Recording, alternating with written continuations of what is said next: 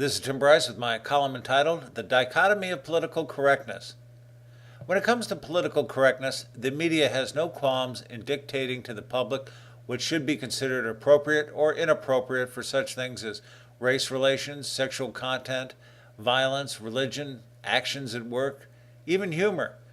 If you happen to make a faux pas, you are quickly taken to the woodshed where you are disciplined and reinstructed in terms of what is right and wrong. From this, we now know what racial expletives and jokes are permissible and which are not, what we can or cannot say about sex in public, violence, and what behavior is appropriate in the workplace.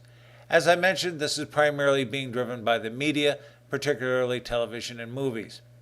Yet, have you noticed the media doesn't exactly follow its own rules? I have seen too many sitcoms who cannot seem to get a rise out of their audience without some mention of male or female genitalia. Basically, they have defaulted to toilet humor. Had we made the same comments in public, the PC police would have likely taken us to the woodshed. Television commercials alone are aplenty discussing erectile dysfunction, women lubricants, sexually transmitted diseases, condoms, feminine protection and hygiene products. Even for senior citizens, we are bombarded with ads for diapers.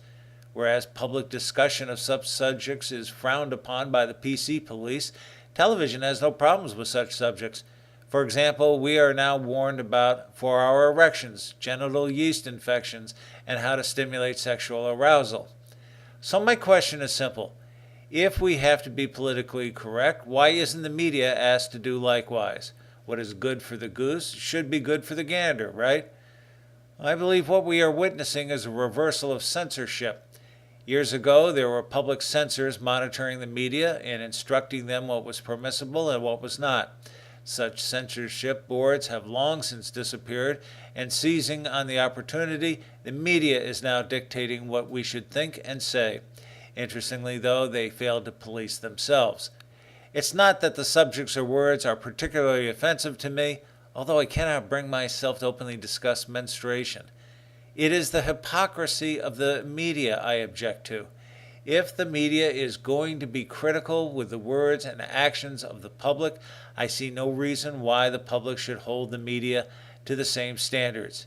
If we cannot publicly discuss certain subjects, it seems perfectly reasonable the media shouldn't either.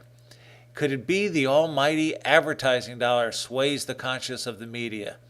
No, it couldn't be. After all, they have too many scruples for that, don't they? Friends, keep the faith.